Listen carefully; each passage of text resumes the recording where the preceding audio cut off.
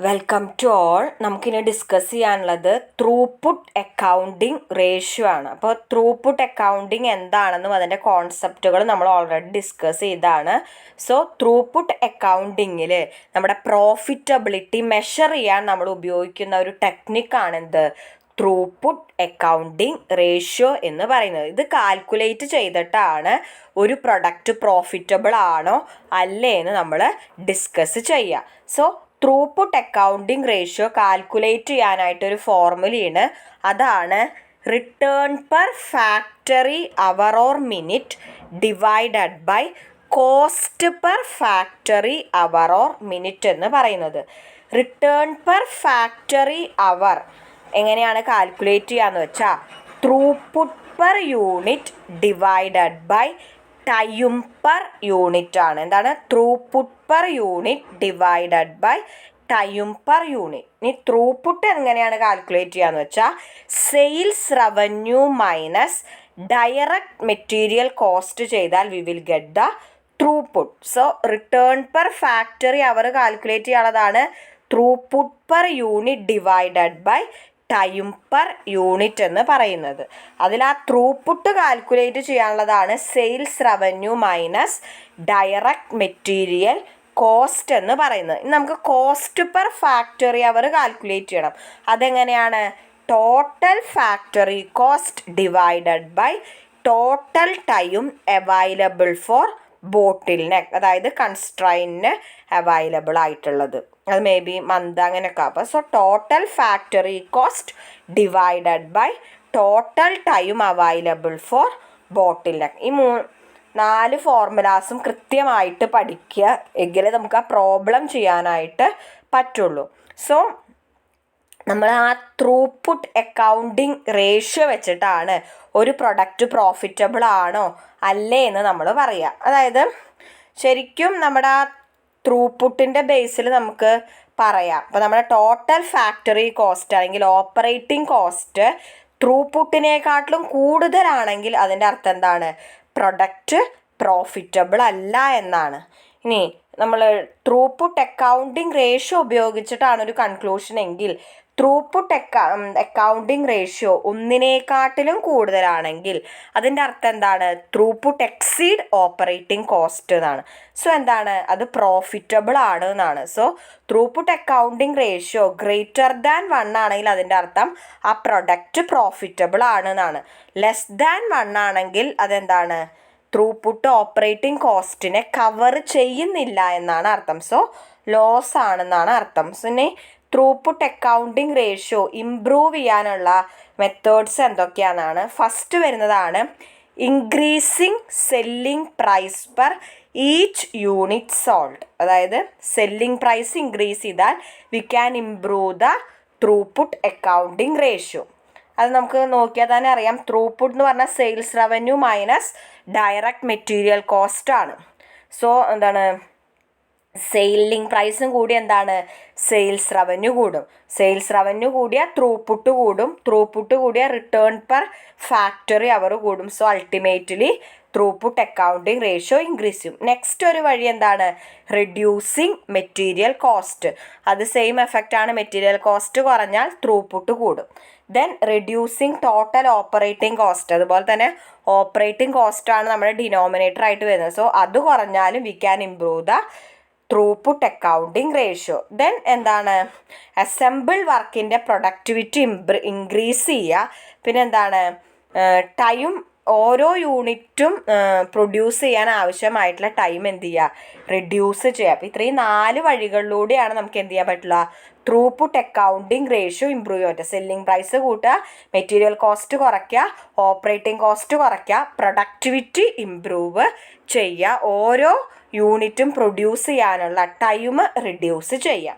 ഇനി നമുക്ക് ആ ത്രൂപുട്ട് അക്കൗണ്ടിങ് റേഷ്യോ ആ ഫോർമുലയുടെ ബേസിലൊരു പ്രോബ്ലം ഡിസ്കസ് ചെയ്യാം. നോക്കാം. A company manufacture A single product A. The selling price per unit is 25. The material cost for each unit of product sold is 10. So selling price 25, material cost 10. Total operating expense are 1 lakh. Labour hours available are 25,000 hours for each month. അപ്പോൾ labour hours എന്ന് പറയുന്നത് എന്താണ്? 25,000 ആണ്. Each unit of product take 3 hours to assemble. ഓരോ പ്രൊഡക്റ്റും assemble ചെയ്യാൻ 3 hour വേണം. Calculate throughput accounting ratio. നമുക്കറിയാം ത്രൂപുട്ട് അക്കൗണ്ടിങ് റേഷ്യോ കാൽക്കുലേറ്റ് ചെയ്യാനുള്ള ഫോർമുല എന്താണ്?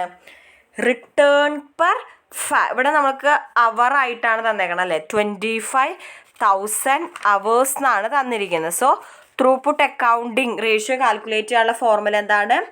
Return per factory hour divided by cost per factory hour. എന്താണ്? Return per factory hour divided by cost per factory hour ആണ്. ഇനി return per factory hour calculate ചെയ്യണമെങ്കിൽ നമുക്കറിയാം എന്താണ്? Throughput per minute നമുക്ക് വേണം. So throughput per unit calculate ചെയ്യാനുള്ള formula, അതായത് ത്രൂപുട്ട് കാൽക്കുലേറ്റ് ചെയ്യാനുള്ള ഫോർമുല എന്താണ്? Sales revenue minus direct material cost. കാരണം ത്രൂപുട്ട് അക്കൗണ്ടിങ് റേഷ്യോ കാൽക്കുലേറ്റ് ചെയ്യാനുള്ള formula return per factory hour divided by cost per factory hour ആണ്. ഈ return per factory hour calculate ചെയ്യാനുള്ള formula എന്താണ്? നമ്മൾ നേരത്തെ ഡിസ്കസ് ചെയ്തു. Throughput per unit divided by time per unit ആണ്. നോക്കി നോക്കൂ, throughput per unit divided by time per unit ആണ്. ഈ ത്രൂപുട്ട് കാൽക്കുലേറ്റ് ചെയ്യാനുള്ള ഫോർമുല എന്താ? Sales revenue minus direct material cost. So sales revenue minus direct material cost. Selling price ആണ് ഈ sales revenue. എത്രയാണ്? 25. നമുക്ക് ത്രൂപുട്ട് പെർ യൂണിറ്റ് ആണ് വേണ്ടത്. സോ പെർ യൂണിറ്റിൻ്റെ കാര്യം നോക്കിയാൽ മതി. Sales revenue 25 minus material cost 10. So 25 minus 10 എത്രയാണ്? 15. ഇനി നമുക്ക് വേണ്ടത് എന്താണ്? നമ്മുടെ റിട്ടേൺ പെർ ഫാക്ടറി അവർ എന്ന് പറയുന്നതിൻ്റെ ഫോർമുല എന്താണ്? Throughput per unit divided by time per unit ആണ്. സോ ത്രൂപുട്ട് പെർ യൂണിറ്റ് നമുക്ക് കിട്ടിയ ഒരു യൂണിറ്റിൻ്റെ സെയിൽസ് റവന്യൂന്ന് അതിൻ്റെ ഡയറക്റ്റ് മെറ്റീരിയൽ കോസ്റ്റ് കുറച്ചപ്പോൾ ത്രൂപുട്ട് പെർ യൂണിറ്റ് കിട്ടിയ എത്രയാണ്? 15 divided by time per unit. ഒരു യൂണിറ്റ് അസംബിൾ ചെയ്യാൻ എത്ര സമയം വേണമെന്നാണ് പറഞ്ഞത്? 3 മണിക്കൂർ. സോ 3. അപ്പോൾ 15/3. അപ്പോൾ റിട്ടേൺ പെർ അസംബ്ലി അവർ എത്രയാണ്?